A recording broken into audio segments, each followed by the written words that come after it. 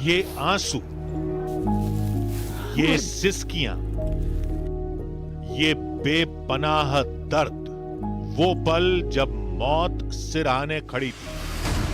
पिताजी हमारे एक भयानक रोग से ग्रसित हो गए। बायोप्सी में बताया कि कैंसर है।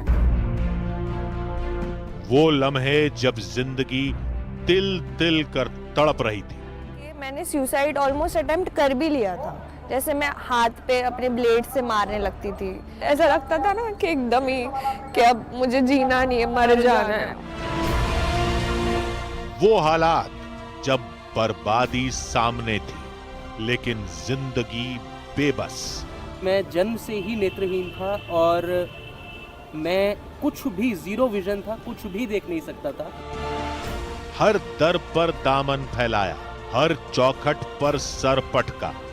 कोई ऐसा लगभग हॉस्पिटल नहीं है कंट्री का जिसको हमने विजिट नहीं किया होगा। मुझे 18 साल हो गए थे शादी के, बच्चे नहीं थे मेरे। सभी जगह दिखाया, बहुत जगह दिखाया, बनारस दिखाया।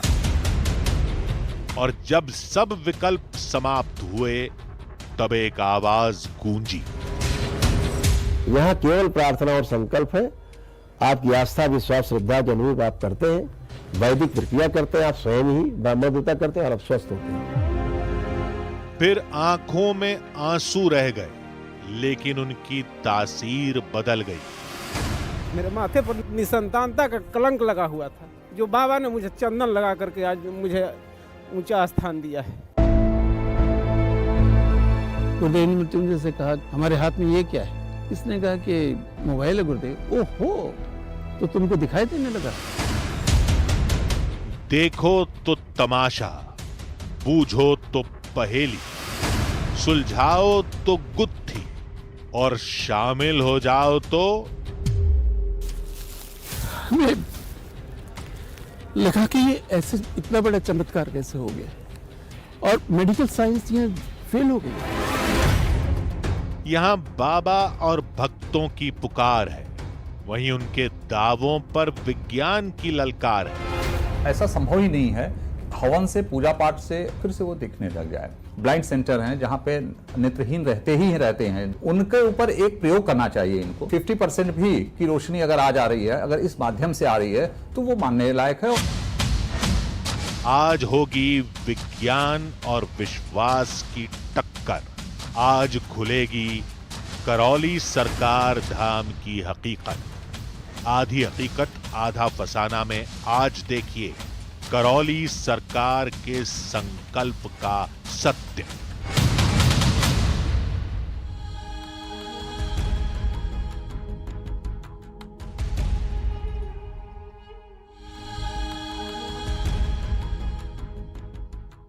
आधी हकीकत आधा फसाना। जो जान बचाए वो भगवान, जो दर्द और बीमारियों से निजात दिला दे वो देवतुल्य। इसलिए बहुत से लोग डॉक्टरों को धरती का भगवान भी कहते हैं। लेकिन आज भी मेडिकल साइंस के पास हर बीमारी का इलाज नहीं है। ऐसे में एक आदमी आता है, आश्रम खोलता है, और धीरे धीरे वो आश्रम सैकड़ों लोगों के लिए कष्टों का निवारण स्थल बन जाता है।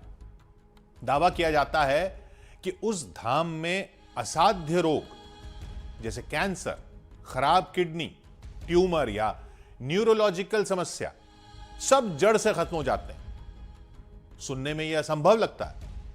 फिर जो लोग खुद को मरीज बताकर इसकी पुष्टि करते हैं वो कौन है? किराए के कलाकार, बाबा के एजेंट, या इत्तेफाकन ठीक हुए लोग, या फिर धाम में वाकई नामुमकिन मुमकिन हो रहा है? चलिए पता करते हैं।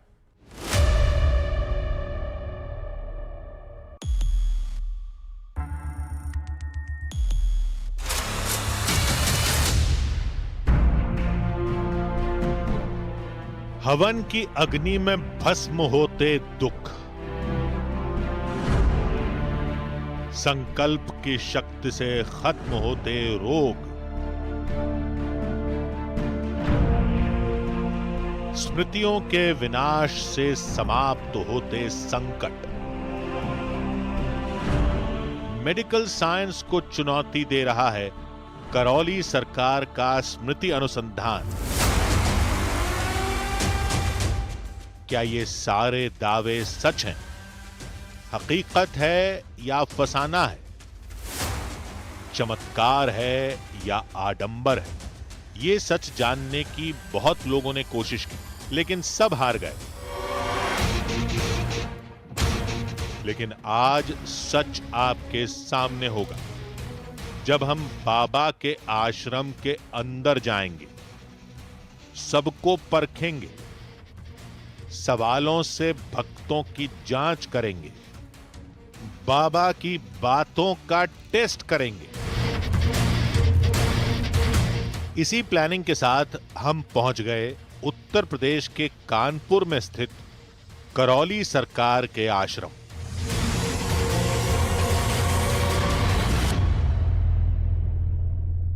क्या हवन पूजन और स्मृति के जरिए किसी की बीमारी ठीक की जा सकती है? कानपुर के करौली सरकार दावा करते हैं कि वो और उनके शिष्य किसी भी शख्स को सामने खड़ा करके उनकी बीमारियों को स्कैन कर लेते हैं और फिर उसका पूरा समाधान कर लेते हैं। आज हम पहुंचे हैं कानपुर करौली सरकार के दरबार में। उनकी चिकित्सा पद्धति के बारे में आपको बताएंगे, उनके दरबार के बारे में आपको बताएंगे और जानेंगे क्या है सच्चाई, क्या है फसाना। नाउम्मीदी की गहराई में जब जिंदगी डूबने लगे, तब तिनके समान भरोसा भी विश्वास हासिल कर लेता है, फिर चाहे वो सच्चा हो या झूठा। आश्रम के बाहर जुटी ये भारी भीड़ इस बात का सबूत है। मस्तक पर त्रिपुंड, गले में बाबा की माला, सैकड़ों की भीड़, गाड़ियों का रेला। ऐसा लग रहा था जैसे हम किसी मेले में आ गए हों। ये तो समझ आ गया था कि बाबा पर विश्वास करने वालों की संख्या बहुत बड़ी है, लेकिन ये विश्वास सच की कसौटी पर कितना खरा उतरता है, ये थोड़ी देर में आप खुद देख लेंगे। अंदर दाखिल होते ही लंबी लाइन लगी दिखाई दी। पता चला कि आश्रम में होने वाली सारी क्रियाओं के लिए सबसे पहले पर्ची कटवानी पड़ती है। जैसे ही करौली सरकार के जो भक्त हैं वो करौली सरकार के आश्रम में एंटर करते हैं, जो सबसे पहली चीज है आश्रम में एंटर करने के ही, यहाँ पर मैं तस्वीरों के जरिए आपको दिखाऊं तो ये काउंटर्स बने हुए हैं और यहाँ पर कई काउंटर्स हैं। इस तरीके से 1, 2, 3, 4, 5 इस तरीके से कई काउंटर्स यहाँ पर बने हुए हैं और भक्तगणों का आप लाइन यहाँ पर देख पा रहे हैं करौली सरकार का। ये भक्तगण हैं जो अर्जी लगाने के लिए, यानी करौली सरकार के दरबार में अपने कष्टों को दूर करने के लिए, कष्टों का निवारण करने के लिए यहाँ पर ये अर्जी लगाते हैं, जिसके बाद वो अर्जी लगाने के बाद वो करौली सरकार से जाकर उनके दरबार में मुलाकात कर सकते हैं। बाबा के साधकों का दावा था कि जिसकी पर्ची कट गई उसकी समस्या का निदान तय है। यहाँ पर जितने भी लोग हैं सभी लोग अपना अर्जी लगाने आए हैं और जो भी उनके कष्ट होते हैं उसके लिए वो संकल्प प्रार्थना करते हैं और अर्जी के माध्यम से उनके जो कष्ट है उसके लिए प्रार्थना करते हैं, तभी अपनी हवन प्रक्रिया अपनी पूरी कर पाते हैं। अच्छा, मतलब पहले अर्जी और उसके बाद यहाँ से हवन करने जाएंगे। अर्जी उनकी प्रार्थनाएं हैं जो उनके संकल्प बन के पूरे होते हैं और उनके कष्ट उस हिसाब से फिर दरबार देखता है। सच जानना है तो यहाँ की क्रियाओं को समझना होगा। साधक के मुताबिक भक्त अर्जी में अपने कष्ट लिखता है और अर्जी बाबा के दरबार में पहुंचते ही बीमारी खत्म होना शुरू हो जाती है। जो भी उनके कष्ट होते हैं वो उन्हें अपने अर्जी लगानी होती है। अर्जी लगाने के बाद ही दरबार उनकी पूरी की पूरी जो उनकी प्रार्थनाएं हैं वो स्वीकार करता है, इसलिए अर्जी लगाते हैं। और इसके बाद हवन, इसके बाद फिर आपकी हवन प्रक्रिया है और विभिन्न प्रक्रिया। हवन के बाद फिर दरबार में आप जाते हैं, करौली दरबार में आप जाते हैं, फिर आप गुरुदेव से मिलते हैं और फिर आप पूरा का पूरा समाधान अपना समझते हैं क्या है कैसे। हम यज्ञ स्थल की ओर चल दिए। पूरा आश्रम लोगों से पटा हुआ था। विशाल मजबूत इमारतें, दीवारों पर देवी देवताओं की तस्वीरें और जगह जगह पर शिव और शक्ति की प्रतिमा। यही बाबा के आराध्य हैं और इस आश्रम के आधार भी। करौली सरकार जो है पंच तत्व से वो अपनी चिकित्सा करने का दावा करते हैं और पंच तत्व में आकाश, धरती, वायु जिससे हम सांस लेते हैं, जल और अग्नि की सहायता से वो यहाँ पर पूरी तरीके से चिकित्सा करते हैं, यानी वो अपने मेडिकल साइंस को इसी पंच तत्व से वो चलाते हैं। करौली सरकार के लिए ये कहा जा रहा है कि वो महादेव यानी भगवान शिव शंकर और मां शक्ति के भक्त हैं और यही वजह है कि हर जगह पर आश्रम में इस तरीके से भव्य महादेव, भगवान शिव शंकर और मां शक्ति, काली मां और मां पार्वती, मां कामाख्या की बड़ी बड़ी प्रतिमाएं दिखेंगी और उनके भक्त कहते हैं कि इन्हीं का आशीर्वाद है करौली सरकार पर, जिसकी वजह से वो ठीक हो जाते हैं। कुछ इमारतों को पार करके हम वहां पहुंचे जहां हवन हो रहा था। इमारत के अंदर विशाल हवन कुंड था। पास ही पुरोहितों की टोली माइक पर मंत्रोच्चारण कर रही थी। हवन कुंड के चारों ओर खड़े लोग आहुतियां अर्पण कर रहे थे। कहते हैं यहां दी हर आहुति के साथ रोग शरीर से खत्म होता जाता है। हवन के बाद क्या करते हैं फिर? हवन के बाद में रुद्राभिषेक के लिए जाते हैं। रुद्राभिषेक के बाद में एक रुद्राष्टाध्यायी से हवन होता है, फिर एक हवन करना पड़ता है और उसके बाद में विष्णु सहस्त्र नाम करना पड़ता है। विष्णु सहस्त्र नाम के बाद में कुछ संकल्प इत्यादि होते हैं जो दरबार के द्वारा कराए जाते हैं। उसके बाद में मां महाकाली पूजन होता है रात में श्री सूक्त से अभिषेक। दरबार में इस हवन के बाद ही जाते हैं क्या? हाँ जी जी, यहाँ हवन करने के बाद दरबार में जाते हैं जी। ये तो प्रक्रिया है, प्रक्रिया करने के बाद में गुरुजी से मिलते हैं ये लोग और वन डे में इनका जो है सारी समस्याएं समाप्त हो जाती हैं और ये स्वस्थ हो जाते हैं। बीमार लोगों या उनके परिवार वालों के अलग अलग बैच बनाए जाते हैं, फिर वो पुरोहितों के निर्देशानुसार हवन करते हैं। एक बैच के बाद दूसरा बैच हवन करता है। जनमांतरकृतानि च तानि सर्वाणि नश्यन्तो। इस मंत्र का अर्थ है यानि कानि च पापानि जन्मांतरकृतानि च, क्योंकि आत्मा का कभी नाश नहीं होता है। महज हवन करने से रोग नष्ट हो जाए ये मान पाना मुश्किल था। हमने सोचा कि कहीं अजय सर कोई जड़ी बूटी या गंधक जलाया जाता हो जिसका धुआं रोग मुक्ति में सहायक बनता हो, या फिर आचमनी जल में कुछ मिलाकर पिलाया जाता हो। और प्राचीन पद्धति होने के कारण आश्रम उसे गुप्त रखता हो। वहां हो रही हर हरकत को हम बेहद ध्यान से देखते रहे। करीब 1 घंटा बीत गया, लेकिन हमें वहां कुछ रहस्यमयी होता नहीं दिखा। तो हमने फिर से रोग नाश का रहस्य पूछा। लोग जो है कई प्रकार के विकार अपने जो है बुद्धि में धारण कर रखते हैं, उससे ग्रसित रहते हैं, पीड़ित रहते हैं, परिवार में क्लेश रहता है। उससे मुक्ति के लिए शरीर के जो कष्ट होते हैं, जो हमारे 7 शरीरें हैं, 6 शरीरें हैं, उनके द्वारा जो भी रोग उत्पन्न होते जाते हैं हमारे स्थूल शरीर में, सूक्ष्म शरीर के द्वारा, तो इस हवन से हम लोग जो है ऊर्जा प्राप्त करते हैं। माँ भगवती की आराधना करते हैं, 10 महाविद्या की जो है हवन करते हैं, 10 महाविद्या का, तो उससे हम लोगों को ऊर्जा प्राप्त होती है। तो उसी ऊर्जा के माध्यम से परम पूजनीय गुरुदेव भगवान श्री करौली शंकर महादेव जो है भक्तों की चिकित्सा करते हैं। किसी सामग्री के कम पड़ने से हवन रुका तो हमने लोगों से बात की। मुझे अस्थमा था जो पूरी तरीके से नष्ट हो गया है अभी, और मेरे भाई को स्कैल्प का सोराइसिस था, वो भी नष्ट हो गया पूरी तरीके से। सिर्फ करौली सरकार के यहाँ आने से नष्ट हुआ? हाँ, उसके पहले हम लोग बहुत जगह गए थे लेकिन कुछ नहीं हुआ था, लेकिन यहाँ पे आए सब एक ही हवन में, वन डे हवन में पूरा चला गया। हमने कई लोगों से सवाल पूछे।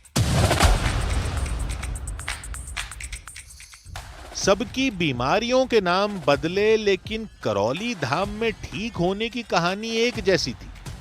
और वो लोग बीमार हुए फिर आश्रम में ही ठीक हुए, इस बात का सबूत क्या है?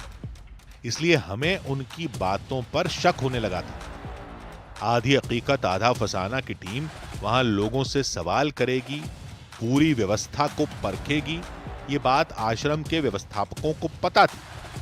इसलिए मुमकिन है कि हमारे लिए भ्रमजाल बुना गया हो। हमारे सामने हवन में बैठे बैठाए लोग बाबा के लिए काम करते हों, या फिर एक्टर हों, या फिर वो लोग हों जो इत्तेफाकन ठीक हो गए हों। हवन स्थली के बाहर सैकड़ों की संख्या में लोग थे। हमने तय किया कि बिना किसी को बताए बाहर किसी को भी चुनकर बात करेंगे, क्योंकि सैकड़ों कलाकार या एजेंट बुला पाना लगभग नामुमकिन काम है। हमने आश्रम में तलाशना शुरू किया।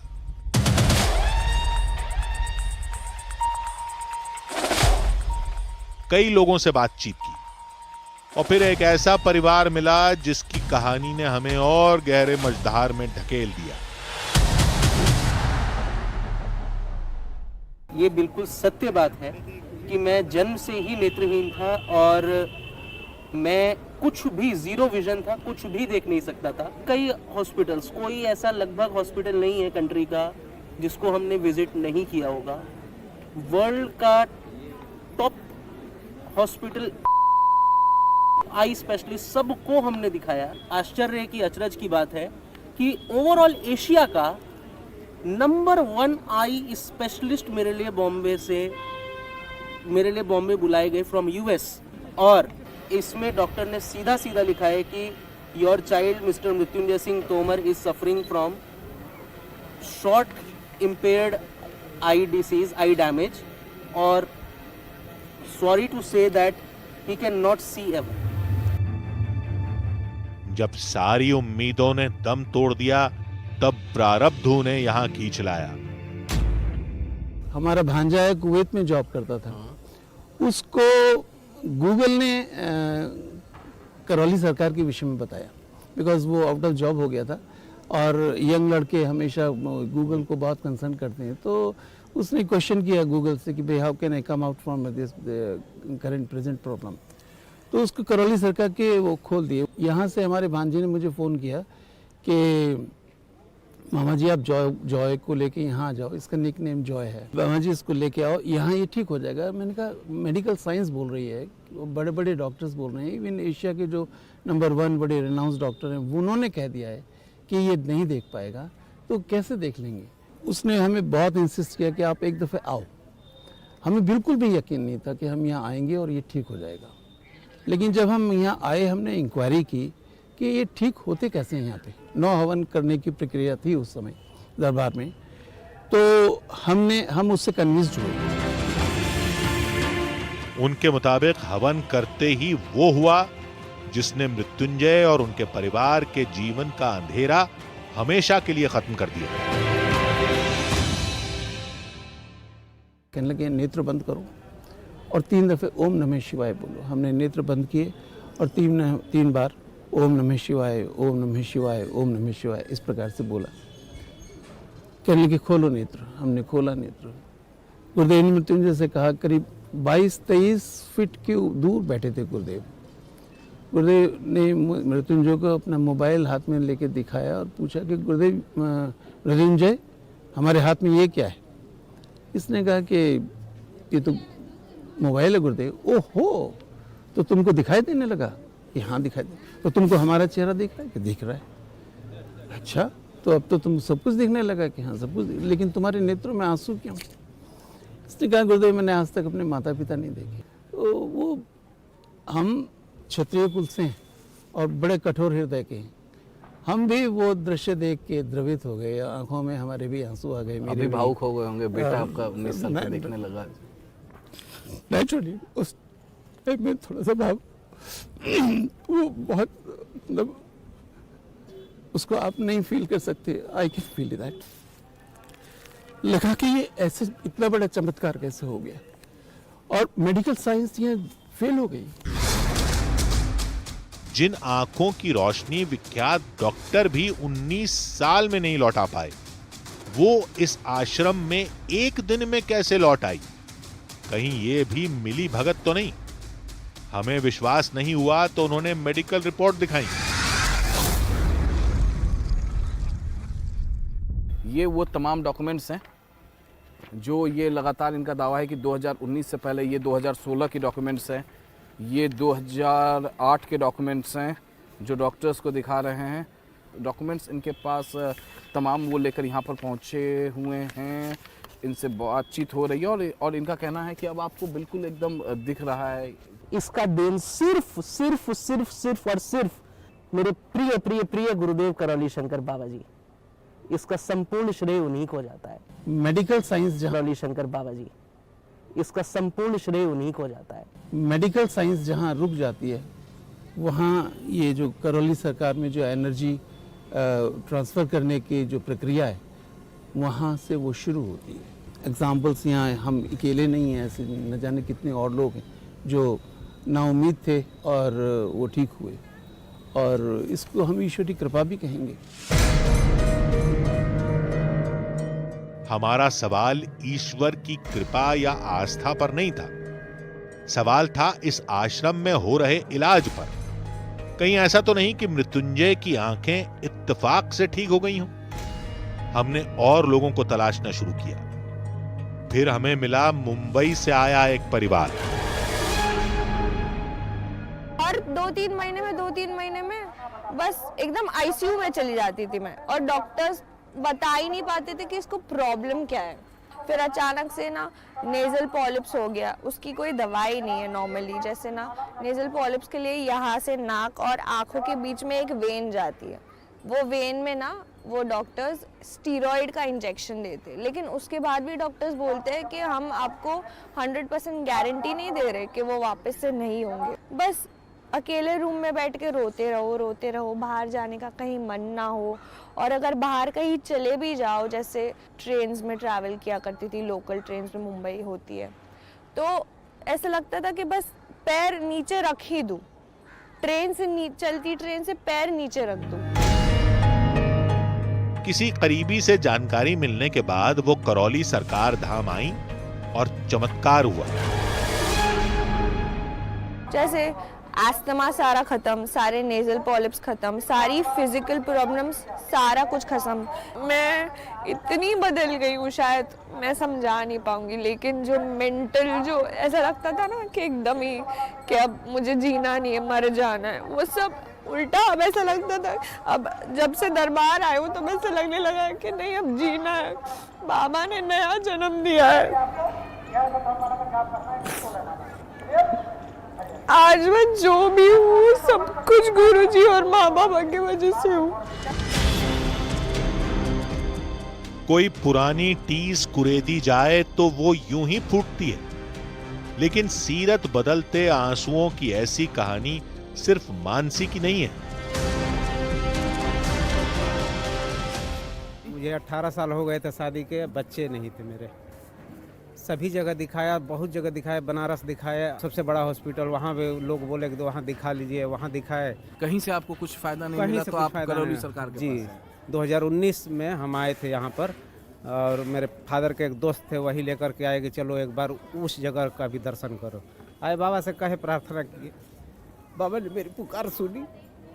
मेरे माथे पर निसंतानता का कलंक लगा हुआ था, जो बाबा ने मुझे चंदन लगा करके आज मुझे ऊंचा स्थान दिया है। इसके लिए मैं इस दरबार का और बाबा का जन्म जन्मांतर तक ऋणी रहूंगा, जो बाबा ने मुझे पारितोषिक दिया है, गिफ्ट दिया है। 18 साल के बाद मेरे घर में बच्चा आया है। इन लोगों के लिए बाबा का इलाज चमत्कार है और हमारे लिए सवाल। तभी हमें पता चला कि बाबा भक्तों से मिलने आने वाले हैं और ये हमारे लिए सुनहरा और आखिरी मौका था। करौली सरकार पर कई तरह के आरोप लगते रहे हैं, जैसे रोग ठीक करने का झांसा देकर मोटी रकम ऐंठना, कलाकारों को मरीज बनाकर पेश करना, उनसे बीमारी ठीक होने की मनगढ़ंत कहानियां सुनवाना और एक बड़ी टीम का होना जो चमत्कारी बाबा के तौर पर उनकी इमेज बनाती है। करौली सरकार का आश्रम बहुत बड़ा है, इसलिए टीम का बड़ा होना लाजमी है, लेकिन वो टीम करती क्या है यह पता करना मुश्किल है। तब तक हमने जो जांच की थी उसमें हमने भीड़ से अपनी मर्जी से लोग चुने और उनसे सवाल पूछे। सैकड़ों कलाकार मरीज बनाकर हमारे सामने भेजे गए हों, यह नामुमकिन काम है। यह भी सच था कि हमने जिससे भी बात की उन सब ने बीमारी ठीक होने का दावा किया, यानी पलड़ा बाबा के दावे की ओर झुकता है। लेकिन सच दिखती इस कहानी में एक रहस्य और भी है।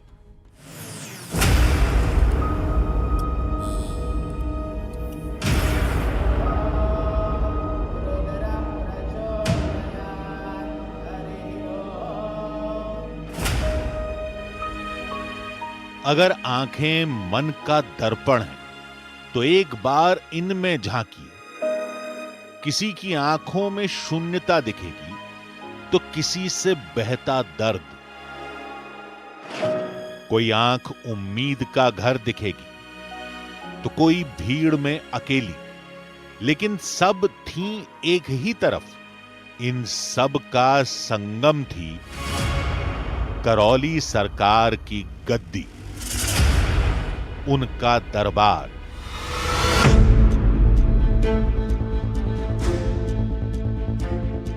अगर यह सब भ्रमजाल था तो बहुत मजबूत और मोटा पर्दा था। वैसे अब तक जितने भी ठीक हुए मरीज हमें मिले वो सब सच्चे लग रहे थे, लेकिन एक बात हमें खटक रही थी। वो ये कि आश्रम में वही आएगा जो ठीक हुआ हो या पहली बार आया हो, यानी जिन लोगों की बीमारी ठीक नहीं हुई वो नहीं आए होंगे। मुमकिन है हमें इत्तफाकन ठीक हुए लोग मिले और जो लोग आश्रम में इलाज कराकर भी ठीक नहीं हुए वो नहीं मिले। इससे पहले कि हम इस सवाल का जवाब सोच पाते, करौली सरकार सामने लगी स्क्रीन पर दिखाई दिए। करौली सरकार का दरबार शुरू हो चुका है। भक्त जो हैं वो करौली सरकार से मिलने के लिए, बातचीत करने के लिए और अपने कष्टों को दूर करने के लिए वो यहाँ पर पहुँच चुके हैं और डिजिटली करौली सरकार अपने भक्तों से बातचीत भी कर रहे हैं। डिजिटली क्यों कर रहा है वो भी हम आपको बताएंगे, लेकिन यहाँ सबसे पहले तो मैं आपको तस्वीर दिखाऊँ। ये करौली सरकार के भक्त हैं जो करौली सरकार के सामने अपने कष्टों को लेकर पहुँचे हैं और इन्हें पूरा भरोसा है कि इनके कष्ट जो है करौली सरकार दूर कर देंगे।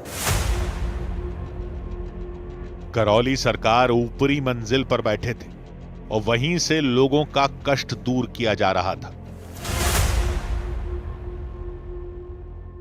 डिजिटली इन्हें क्या क्या बीमारी है उन बीमारियों को यहाँ पर लिखकर बताया जा रहा है। करौली सरकार ठीक इसके ऊपर जो फ्लोर है वहाँ पर बैठे हुए हैं और जो ये घर से भगा देने की स्मृति, अंधा आधा अंग कमजोर हो रहा था, ये तमाम जो इनकी बीमारियां थी वो बताया है उनके शिष्यों के द्वारा। डिजिटली अवेलेबल है यहाँ पर। और यहाँ पर देखिए ये जो पूरा फैमिली है ये नेपाल से यहाँ पर पहुंचा हुआ है। एक के बाद एक लोग आते गए और बाबा सबकी समस्याओं को खत्म करते गए।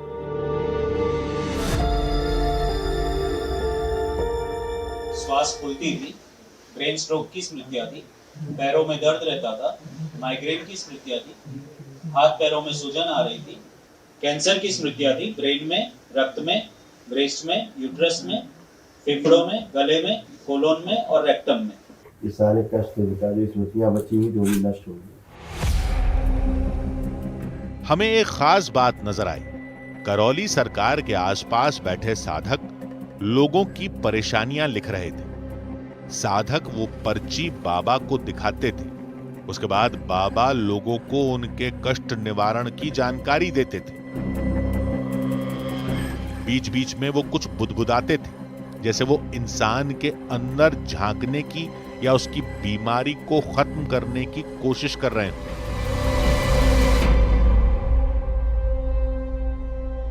नेत्र बंद करिए, अपने विवाह का समय ध्यान कीजिए। जब आप मंडप के नीचे फेरिए, पुनः प्रवेश, एक दूसरे के प्रति अटूट प्रेम और अटूट विश्वास। नेत्र खोल के अपने अपने बंधन खींचे 3 बार और नमस्कार। ये प्रक्रिया उलझाने वाली थी, अब सवाल यह था कि रोग को नष्ट करने वाली शक्ति किस में है? बाबा के साधकों में, करौली सरकार में, या फिर यहां होने वाले हवन और मंत्रों में? बच्चों की तरह घुटना, कमर, कूल्हा, स्पाइन सब एकदम नई, एकदम फ्रेश। हाँ, आप कोई चिड़ तो नहीं हो रही इनसे? नहीं, कोई चिड़। बढ़िया, उठ बैठ के चेक कर लीजिए, एकदम बच्चों की तरह हो चुके हैं। जैसे बच्चे होते 4-5 साल के, ऐसे दोनों लोग हो चुके हैं। हमें पता चला कि थोड़ी देर में बाबा खुद यहां पर आएंगे, हवन करेंगे और जिनकी परेशानियां छुपी रह गई हैं वो पहले उभरेंगी और फिर खत्म हो जाएंगी।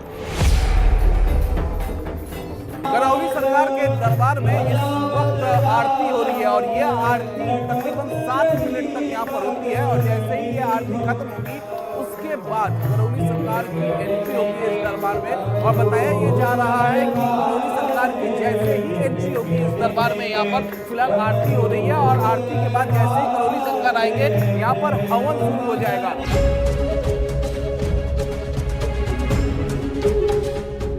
थोड़ी देर में करौली सरकार वहां पहुंच गए। बाबा ने सबसे पहले अपने गुरु राधा रमन मिश्र की पूजा की। इसके बाद वो हवन करने लगे।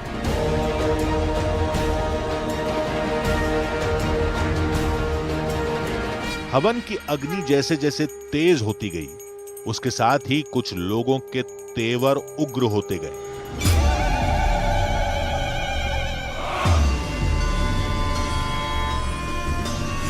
कोई चीखने लगा, कोई अपनी जगह पर नाचने लगा, तो कोई दर्द से तड़पने लगा। हर आहुति के साथ अजीब हरकतें करने वालों की संख्या बढ़ती जा रही थी। वहीं बाबा पूरे माहौल से बेपरवाह हवन में लीन थे। कुछ देर बाद हवन खत्म हो गया और उसके साथ ही चीखते चिल्लाते लोग यूं सामान्य हो गए जैसे कुछ हुआ ही ना हो। जो लोग जो महिलाएं या पुरुष जिनका व्यवहार बदल गया था, वहां पर तस्वीरें में देखिए, वो अब नॉर्मल होते हुए यहाँ पर। क्या हुआ था आपका जब हवन हो रहा था? क्या हुआ था आपको उस दौरान? हवन हो रहा था तो अपने आप ही शैतान आ गया था, अपने आप। अब ठीक है आप? अब ठीक है। क्या हुआ तो उस वक्त कुछ याद है आपको? याद नहीं है, हम भाग रहा था उधर से। लोग बेशक शांत हो गए, लेकिन हमारे अंदर सवालों का शोर बढ़ता जा रहा था। हम ये समझ गए थे कि सिर्फ पूछकर या देखकर असलियत पता लगाना नामुमकिन था। इसलिए हमने बाबा को अपने तरीके से परखने का फैसला किया। हमने करौली सरकार से मिलने का वक्त मांगा और वो तैयार हो गए। ये करौली शंकर महादेव धाम है और पूर्वजों की मुक्ति यहाँ पे विशेष रूप से वही कार्यक्रम है, क्योंकि बिना पूर्वजों की मुक्ति हुए कोई समस्या से, शारीरिक हो चाहे मानसिक हो चाहे आध्यात्मिक हो, उससे छुटकारा नहीं पाया जा सकता। ऐसा दरबार का अनुसंधान है। बाबा का कहना था कि रोग अंदर बैठी स्मृतियों से पैदा होते हैं, लेकिन ये स्मृतियां क्या होती हैं? लोग आते हैं अपनी श्रद्धा से, आस्था से, विश्वास से दरबार में, पितृ मुक्ति कराते हैं और स्वयं प्रार्थना संकल्प अपने लिए करते हैं, स्वस्थ होते हैं। क्योंकि दरबार का ऐसा मानना है कि 90% जो बीमारियां हैं नकली है, एकदम नकली है, उनका कोई अस्तित्व नहीं है, लेकिन व्यक्ति फिर भी पीड़ित है। वो अपने पितरों की, पूर्वजों की मृत्यु के समय की जो स्मृतियां होती हैं वो बनी रहती, वो नहीं जाती। वह स्मृतियां ब्रेन स्वीकार कर लेता है और जब मस्तिष्क स्वीकार कर लेता है तो उसको मस्तिष्क के द्वारा शरीर स्वीकार कर लेता है। बाबा के मुताबिक उनके आश्रम में भी साइंस से ही इलाज होता है, लेकिन वो विज्ञान अध्यात्म का प्राचीन विज्ञान है। दरबार के अनुसंधान के अनुसार रोग सबसे पहले जो बनना शुरू होता है वो सूक्ष्म शरीर में बनना शुरू होता है। और अगर सूक्ष्म शरीर में रोग बनेगा तो कैसे बनेगा? या तो आपके पिछले जन्मों में कोई कष्ट है, या आपके पितृपक्ष में पिता को, भाई को, किसी की मृत्यु हुई है, बाबा की, दादा की, परिवार में माँ की, तो वो जो कष्ट उनको रहे मृत्यु के समय के, उनकी स्मृतियां रहेंगी। मान लीजिए उनकी मृत्यु हार्ट अटैक से हुई है, तो हार्ट के कष्ट आपके परिवार में किसी न किसी को महसूस होने लगे, किसी को ज्यादा, किसी को कम। दरबार का अनुसंधान है कि स्मृतियां अगर नष्ट कर दी जाए तो रोग अपने आप ही विदा हो जाते हैं, बचते ही नहीं, क्योंकि स्मृतियां ही रोगों का आधार है। हमने पूछा कि जिन बीमारियों के आगे मेडिकल साइंस फेल हो गई, वो बीमारी आश्रम में ठीक हो जाएगी, ऐसा क्यों माना जाए? अब शरीर बन गए, अब कभी नहीं ठीक होंगे। शरीर, लीवर सड़ गल गया है, बिल्कुल ही सड़ गया, बचा ही नहीं 10%, किडनी गल गई, जितने एसेंशियल ऑर्गन्स हैं दोबारा नहीं बनते डेड होने के बाद। यहां देखा जाता है कि फिर से बन जाते हैं। अब ये उसकी प्रार्थना और संकल्प में ताकत है, और वो इसलिए ताकत है, इसलिए फलित हो रही है उसका प्रार्थना कि वो सही ऊर्जा से, विराट ऊर्जा से, एक सकारात्मक ऊर्जा से उसका जुड़ा हुआ दरबार में, जो कि विज्ञान नहीं मानता इन चीजों को। हमने आज तक जो भी बातें सुनी या समझी थी, ये थ्योरी उससे एकदम अलग थी। लेकिन इस थ्योरी और दावों का सबूत क्या है? तो बाबा ने हमें ही चैलेंज दे दिया कि हम अपनी मर्जी से किसी को भी बैठा दें, वो तुरंत उसकी समस्या बता देंगे और उस समस्या को समाप्त भी कर देंगे। अगर ब्रेन सही नहीं है तो शरीर कभी सही नहीं रहेगा, कभी सही नहीं रहेगा। आप मेरे सामने दो आदमी लाओगे, ठीक? हमने अपने एक साथी को उनके सामने बैठा दिया। मेरे बारे में, और ये अर्जुन है, हमारे क्रू मेंबर ही हैं। इन दो, इस जरा कोई बीमारी या कुछ? हाँ, बहुत कुछ कर देंगे, अभी तो सब बच्चे ही कर देंगे, सब बैठे हैं। तो वही लिख दो भाई, इसकी बच्चे की जो समस्या है। थोड़ी देर में पर्ची आ गई।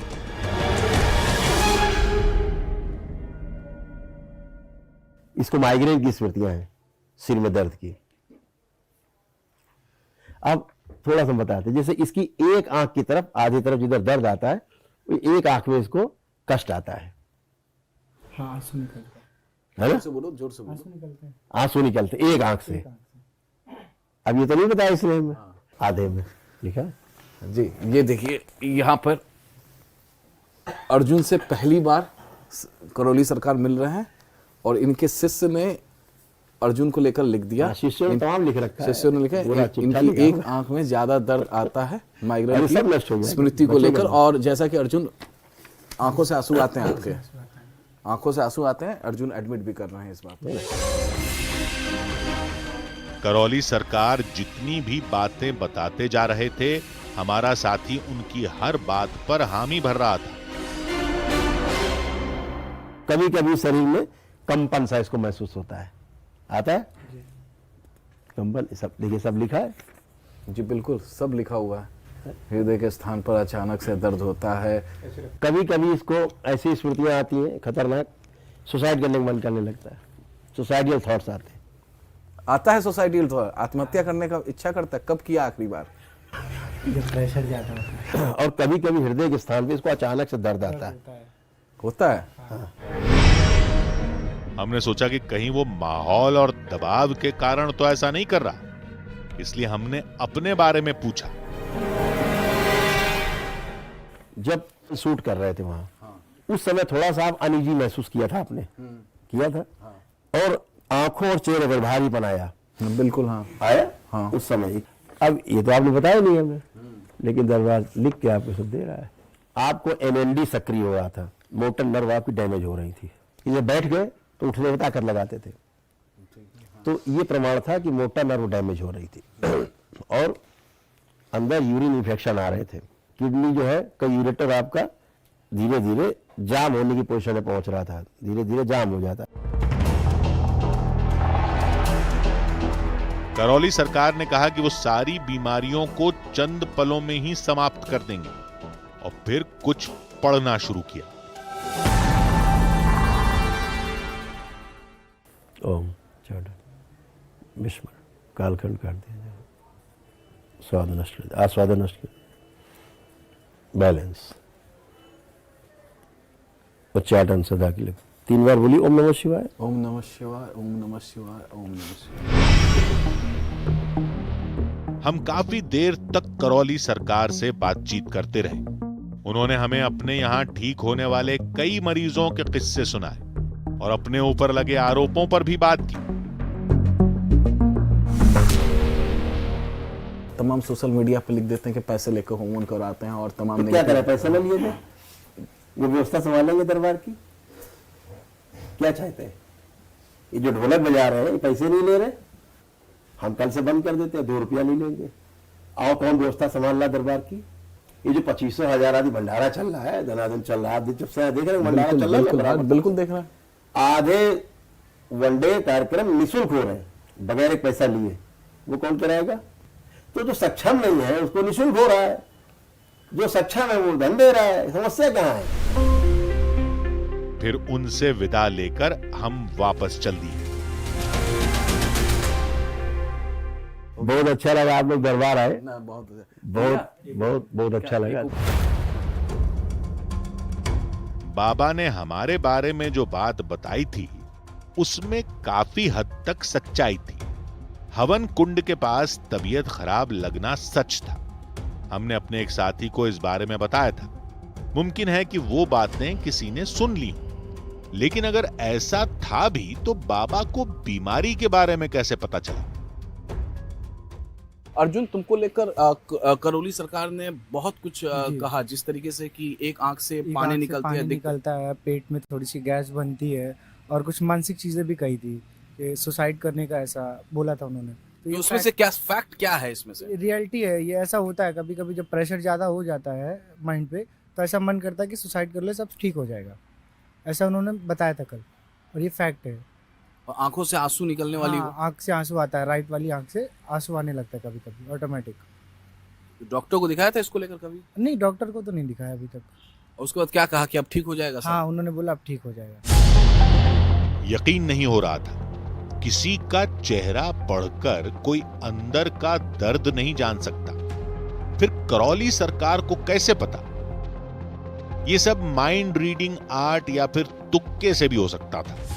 लेकिन आश्रम में बीमारी ठीक होने का सच क्या है, ये जानने के लिए हम एक डॉक्टर के पास पहुंचे।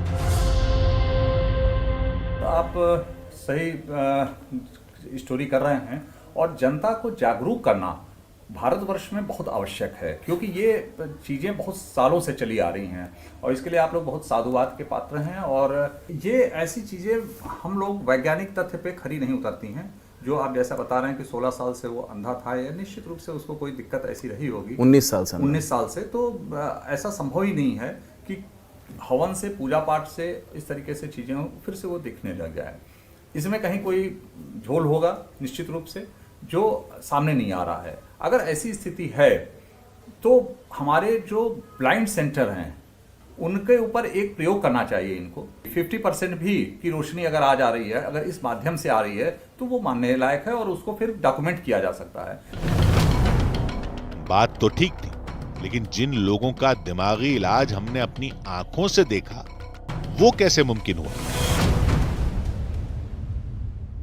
ऐसा कोई साइंटिफिक बेस नहीं है जिसके प्रति वो उस हवन से वो झूमने लग जाएं। ऐसा कोई नहीं होगा। वो उनके लोग होते होंगे जो इस तरीके का क्रियान्वयन करते हैं। पूजा पाठ करना, हवन करना, ये एक अलग विषय है। ये बिल्कुल आस्था का विषय है और इससे लोग करते हैं। पूजा पाठ करना, हवन करना, ये एक अलग विषय है। ये बिल्कुल आस्था का विषय है और इससे लोगों को बहुत ही आराम मिलता है चीज़ों को करने में। तो इसमें कहीं कोई दो राय नहीं है। लेकिन जो झूमना है और इसको प्रोपेगेंडा करना, ये बहुत गलत बात है। हमने पूछा कि बहुत सारे लोग ठीक न हो पाने की वजह से वहां जाते हैं और उसमें गलत क्या है। हम एक व्यक्ति को लेकर कहें कि इसको हो गया, ऐसा नहीं संभव है। या एक व्यक्ति कैंसर का ठीक हो गया, ऐसा नहीं संभव है। कैंसर के जैसे मरीज हैं, निश्चित रूप से भारत में बहुत सारी अफवाहें फैल रही हैं आजकल यूट्यूब पे, और इसकी बाढ़ आ चुकी है कि ये खाओ, ये पियो तो कैंसर नहीं होगा, ये करो तो कैंसर नहीं होगा। इससे होता क्या है कि जो लोग पढ़े लिखे हैं, जो बड़े अस्पतालों में या कहीं पे भी अपना इलाज करा सकते हैं वो तो करा लेते हैं, लेकिन इसमें जनता, जो गरीब जनता है, जिसके पास पैसे की भी कमी है, तो एक बहाना ढूंढती है वो कि पैसा भी नहीं है तो चलो ये भी एक अपना लिया जाए।